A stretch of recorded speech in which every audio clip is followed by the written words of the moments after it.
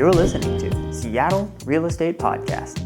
So I kind of wanted to start off with, tell me how you found out that your bars were going to be shut down. How did that all kind of go down? That was primarily just it was more word of mouth than anything, but I was aware that Governor Inslee was going to have some kind of a statement, so I was looking for that to see what was going to be done.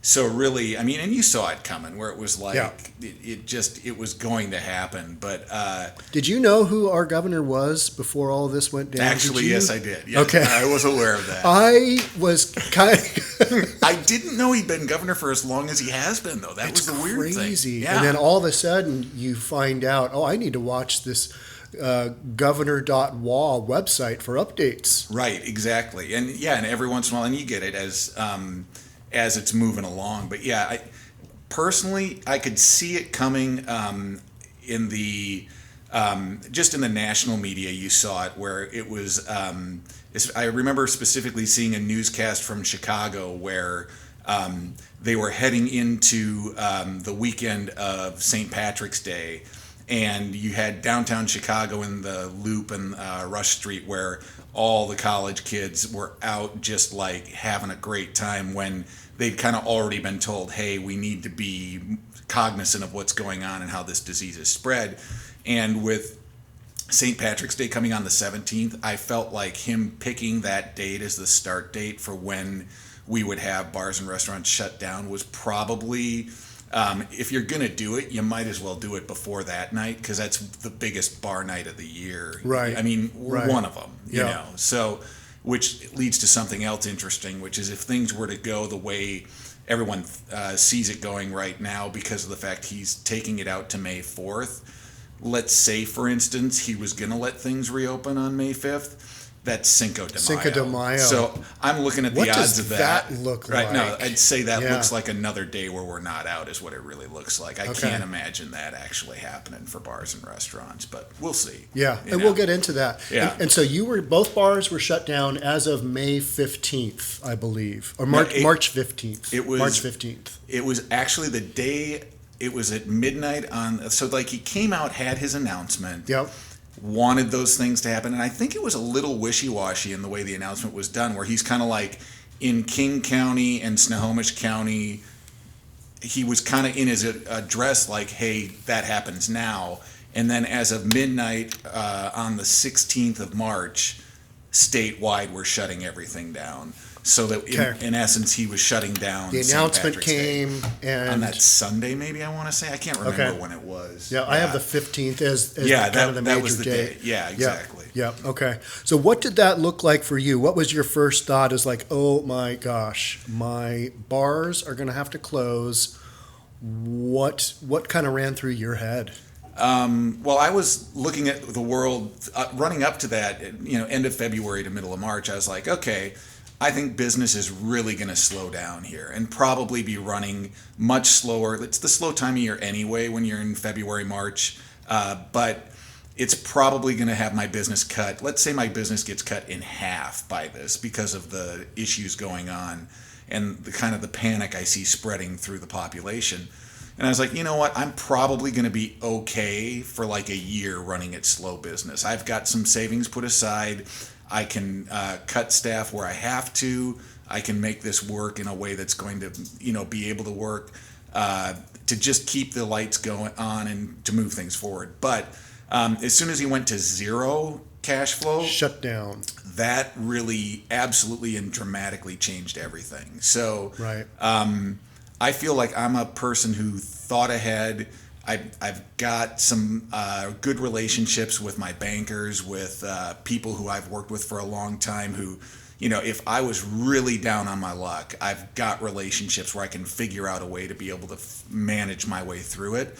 And going to zero cash flow with the fixed cost associated with the bar, that just is disastrous. So like I look at the way I run my business, and then I look across the population of small businesses that were just getting started, small businesses that were maybe not doing awesome before this happened, and small businesses where the owners, for one reason or another, just economically are not don't have anything put aside, and for one reason or another aren't going to qualify. Maybe they haven't been in business for a long time, so the banks aren't going to be as pleasant to them when they come looking for money.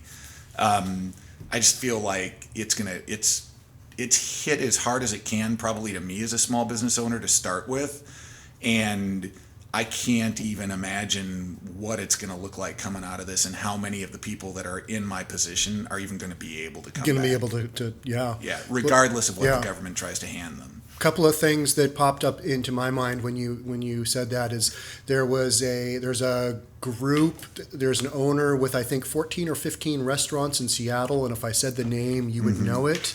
I can't remember. Do you care if we say the name? Is it Tom Douglas? Okay. Yeah. And he was saying when this all happened that he spent $3 million shutting down those 14 or 15 restaurants. Mm-hmm. Does that sound about right? Well, yeah, and I mean, the business model that he had is different from mine, where like he's got bussers, he's got kitchen, he's got big shows tons on all those. Those are big restaurants. So the payroll that he has trailing the business he's doing, and that's the thing people I hear so many times, and this is the this is the part of the whole system that I feel like you got to have some understanding of, which is, hey, what kind of business are these business owners and these corporations running if just because they don't make money for a few weeks, they're done? Well, it's like the whole economy is like a river that's flowing together. And when you pinch it off... It's not flowing. Right. When you pinch it off at a small level, it has impacts all the way down the economy. Down the food chain. Yeah, and this is one where you shut it off, literally. Right. So, I'm looking at that, and I'm like, when you run a business, I have savings and things set aside, but then you also have, hey, my employees work for me the 1st through the 15th, and on the 20th, I pay them. And I was talking to my accountant who runs payroll for about 40 different bars, and we were talking about it in early March before we got to the middle, and he's like, I've got bars already where they're struggling to get me the money, and he writes the paychecks out of a trust account. So when those checks are issued, the money comes out of his trust account no matter what. And he counts on us to be legitimately having funds available when we give him the money that we give him for payroll. And to his credit, he's always operated on good faith with me, where like I go to get my checks on Friday and I write him a check on that Friday, and it's not coming through my bank till like Monday or Tuesday the next week, and the money's always there, so he's good to go. Now he has 40 bars that are struggling. Now he's writing hundreds of thousands of dollars worth of payroll checks that are all getting cashed by all of our employees, and all of a sudden, even before the shutdown, those bars were struggling, and some people were not getting him the money that he needed in return for that. And now you add to that my bars shut down on the 15th. I'm usually getting cash coming in the door every day of the week, so that when the check comes through my account on the 22nd or the 23rd, I've got whatever my payroll amount is in my account. There's that trailing flow of liabilities that all of a sudden, when you have zero cash flow, just hits you right massive. in the face. Yeah. Right. And that was something where most of the savings gets used up for payroll, for suppliers you've paid for things for. For me, I mean, I'd love to have undone what I did, but in my Bellevue bar, 2 weeks before my bar was shut down. Off the rails. Let's give Off the Rails a little plug. Off the Rails. 2 weeks before the bar was shut down, I had all of my pool tables refelted and re-leveled, and had some stuff done, like really geared up. Brand new rails, like the whole thing, which it doesn't sound like much, but in the end, it's about $5,000 that it cost me, because I've got a lot of pool tables at the bar.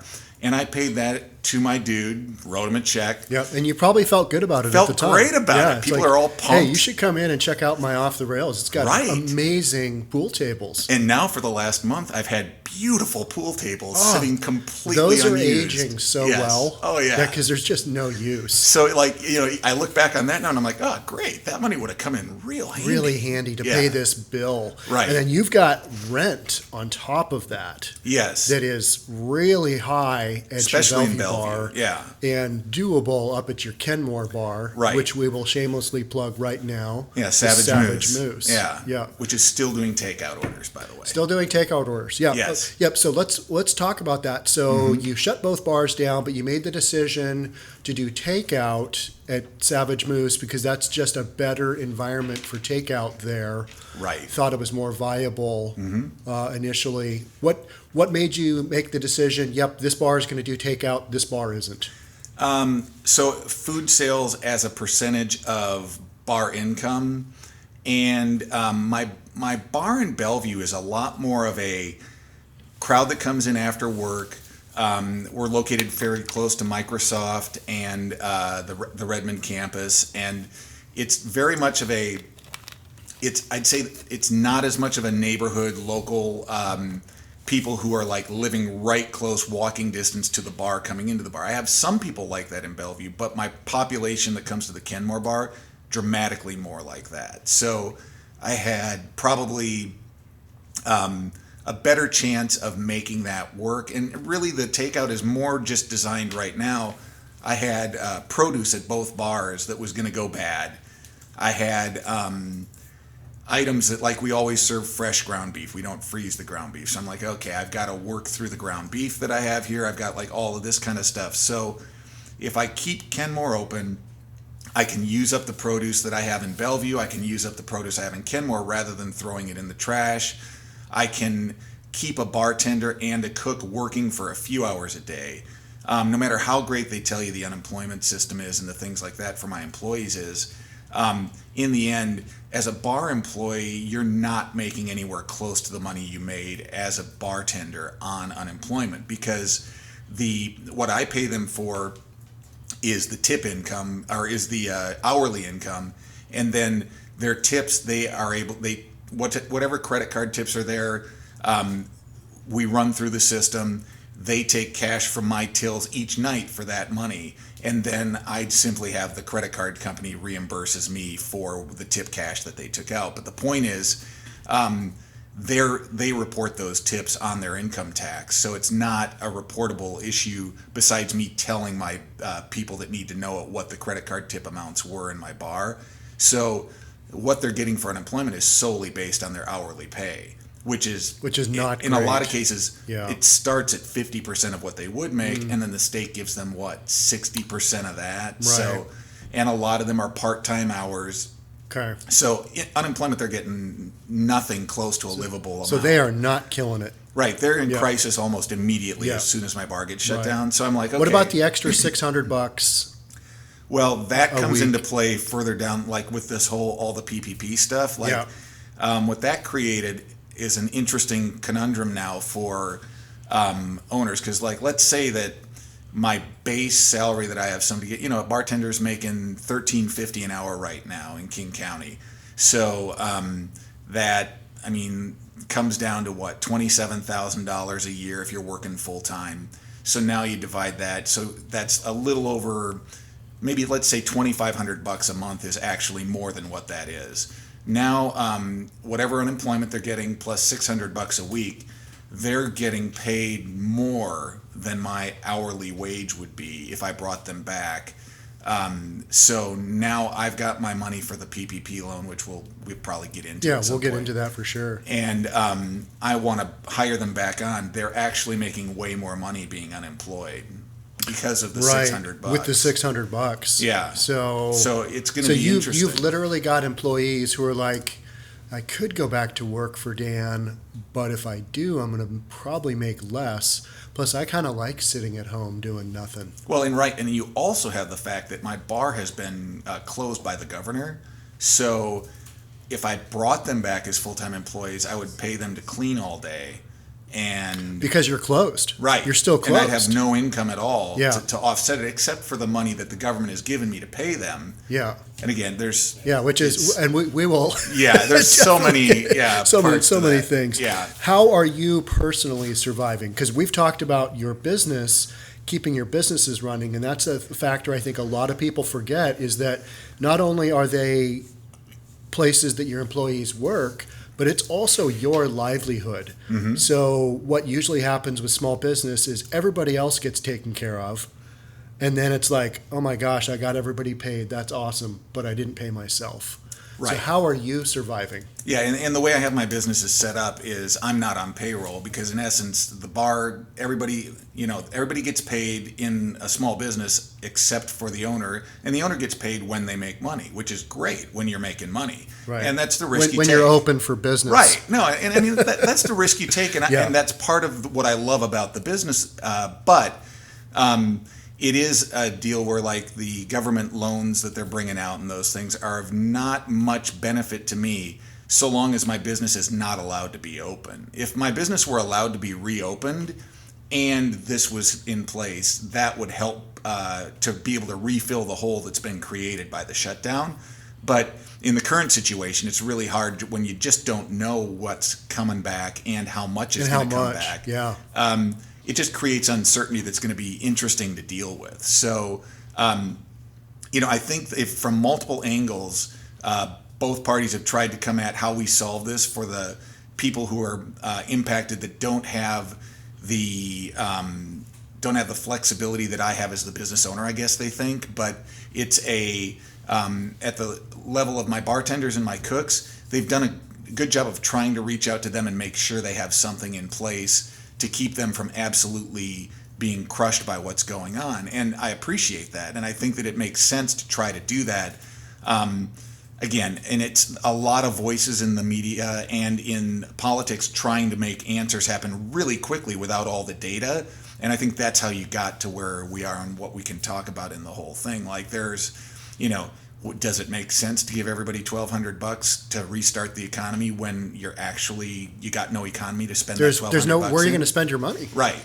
Amazon? Yeah, and so I mean, and that's the thing. It's like if you're trying to create solutions, I see what they're trying to do, but sometimes they all, the media paints it as, oh, those dirty corporations are getting all the money. Well, an open economy and the dirty corporations with all the money will actually create an economy that makes it work for a large portion of the population. Get that money pumping through the system. And it's starting that river up that matters more than making sure that people at the bottom, and I don't mean to say bottom, but people who are employees at the portions of the river getting that money. If it's not flowing through the whole economy, it's still got some flaws that you just simply can't solve by throwing money at it from the government. Because you can throw all kinds of money, but you've got to open that. You've got to get that river flowing. How do you feel Governor Inslee has handled this shutdown? My opinion is going to be the roughest opinion of how it's going because I basically, he's in a position that's very unique, and I know it's not done on purpose, but he's basically picking the winners and the losers in the middle of this thing by the actions that get taken. And you know what? If they really believe that keeping everybody in is the solution to it, he probably feels like he doesn't have any choice at all. But again, both my parents were teachers. I'm the only person in my family who's not a teacher. So I don't mean to sound anti-teacher in this at all, but I'm like, teachers are getting paid and school's been shut down for the rest of the year. All government employees are getting paid. All government employees. All of them. Yeah, all the friendly ones that I call when I need help with something from Liquor and Cannabis Board or the Department of Revenue, they're all getting paid. Yeah, they're still going. The bus drivers are getting paid. Everyone is getting paid. And for me, the Department of Revenue has given me 30 extra days to pay my taxes that are due to them for excise tax every month. Extremely generous of them. Right, exactly. And now 30 whole days? Yeah, or 30 like, whole days. Like 31? It was supposed to be end of April, but they're going to give me till the end of May. Wow. And then you've got property taxes. When you're shut down and you're not generating any money. Right. That's difficult to overcome. And so again, winners and losers being chosen at that point. And and unfortunately, I'm in a business that I think the only business that Governor Inslee considers more dangerous than mine is strip clubs. So like, I've probably got a deal where everyone's looking at May 5th saying, hey, we're getting back up and started at that point. I am a much more pessimistic look at this where I feel like, nah, if it starts up, it's going to be at a modified social distancing. Yep. And you've already seen California extend to May 15th. So I feel like it's kind of that deal where once they've got you in the pot and they're turning the heat up little by little and you're not realizing it's going up little by little, they can tell you. They may darn well know that they may not be able to really give us a full flowing economy for quite some time, but they're going to give it to us in little chunks because that's the easiest way for us to digest it. And it's the not knowing that's the toughest part. That's the hardest thing. And you just, so if you had a date, you just figure out your finances accordingly and figure out a plan. Yeah, I'd but love to. Not knowing is what's killing everybody, and it kills the stock market because that uncertainty is like, it's all about the information. Sure. Yeah, and I mean, I would love to be extremely generous with my employees and just be like, hey, here's how far we got to make it. Here's the cash I have access to. Here you go. Because the date's been set. Because we know. Yep. Yeah. But clock's ticking. Because I don't know. Yeah. I need to be prepared for a longer term thing. And I think right now everybody's operating from that standpoint of hey, we may have unemployment that hits numbers like no one has seen since the Great Depression. Yeah. But more. But that's fake. Or more. But they all think it's fake unemployment because we've decided to shut it down and everybody's going back. What we're going to find out after we reopen it is that the real unemployment is going to be dramatically higher than people think it is because 50% of the economy is small businesses. Yep.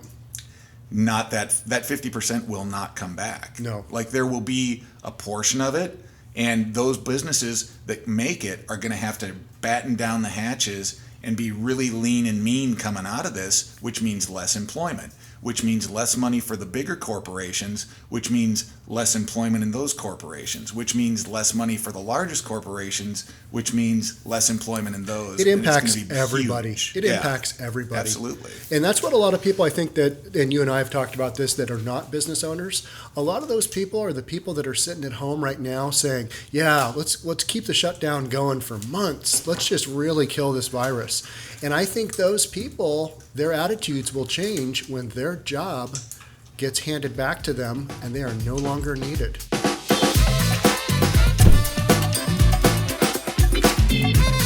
Don't forget to subscribe to our channel and hit the notification bell so you'll know when our next video is out.